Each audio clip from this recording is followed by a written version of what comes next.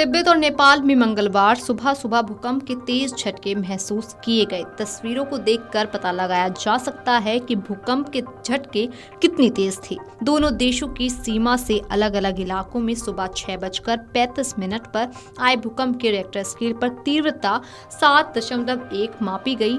चीन ने जानकारी दी है कि तिब्बत में आए भूकंप में कम से कम 50 से ज्यादा लोगों की मौत हो गई है। वहीं भूकंप के झटके भारत के कई राज्यों में भी महसूस किए गए। इसकी जड़ में सबसे ज्यादा बिहार आया। भूकंप का केंद्र चीन और नेपाल की सीमा से सटे तिब्बती पठार पर था, जो कि लगभग 10 किलोमीटर की गहराई में था। इसकी वजह से आसपास के क्षेत्रों में भी हलचल मच गई। तिब्बत में कुछ गांवों के घर ढह गए और चीन की मीडिया रिपोर्ट्स के अनुसार इलाके में तबाही का मंजर है। भूकंप के बाद तिब्बत और नेपाल में राहत और बचाव कार्य तेज कर दिया गया है और स्थिति की गंभीरता को देखते हुए मदद की जरूरत है।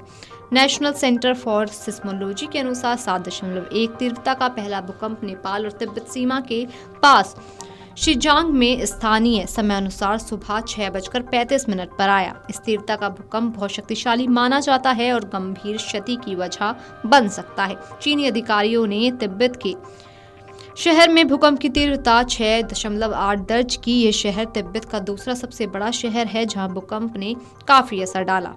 शहर का नाम है शिगात्से। भूकंप के 1 घंटे के अंदर शिजांग क्षेत्र में 5 और झटके महसूस किए गए। इन झटकों की तीव्रता रिक्टर स्केल पर 4.7 और 4.9 मापी गई। इसके अलावा असम, सिक्किम और पश्चिम बंगाल के कुछ हिस्सों में भी भूकंप के झटके महसूस किए गए। इस दौरान डरे सहमे लोग अपने अपने घरों से बाहर निकल आए। यूएसजीएस भूकंप के मुताबिक भूकंप का केंद्र लोबुचे से 93 किलोमीटर उत्तर पूर्व में था। फिलहाल किसी तरह के जानमाल के नुकसान की खबर नहीं है। हालांकि 7 से ऊपर की तीव्रता के भूकंप के झटके खतरनाक श्रेणी में ही आते हैं। आईआईटी कानपुर सिविल इंजीनियरिंग विभाग के सीनियर प्रोफेसर विशेषज्ञ प्रोफेसर जावेद एन मलिक के अनुसार 2015 में भी नेपाल में 7.8 से लेकर 8.1 तीव्रता वाले भूकंप के झटके आए थे। भूकंप का केंद्र पूर्वी नेपाल था। हिमालय रेंज में टेक्टोनिक प्लेट अस्थिर होने के चलते भूकंप के झटके महसूस होते रहे।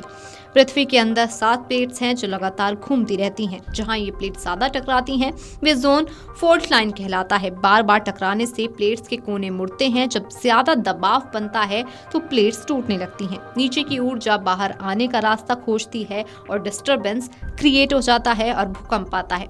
भूकंप का केंद्र उस स्थान को कहते हैं जिसके ठीक नीचे प्लेटों में हलचल से ऊर्जा निकलती है। इस स्थान पर भूकंप का कंपन ज्यादा होता है। कंपन की आवृत्ति जो दूर होती जाती है इसका प्रभाव कम होता जाता है। फिर भी यदि रिक्टर स्केल पर 7 या इससे अधिक की तीव्रता वाला भूकंप है तो आसपास के 40 किलोमीटर के दायरे में झटका तेज होता है। लेकिन ये इस बात पर भी निर्भर करता है कि क्या भूकंपीय आवृत्ति ऊपर की तरफ है या दायरे में। यदि कंपन की आवृत्ति ऊपर को है तो कम क्षेत्र प्रभावित होगा।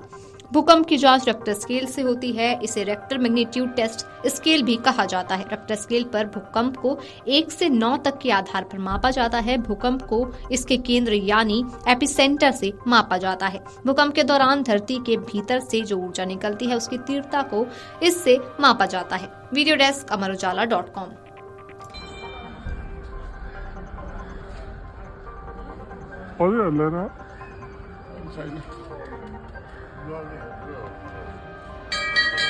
अमर उजाला जीवांजलि के सारथी की मदद लें और महाकुंभ में स्नान जरूर करें। अमर उजाला जीवांजलि के सारथी की मदद लें और महाकुंभ में स्नान जरूर करें।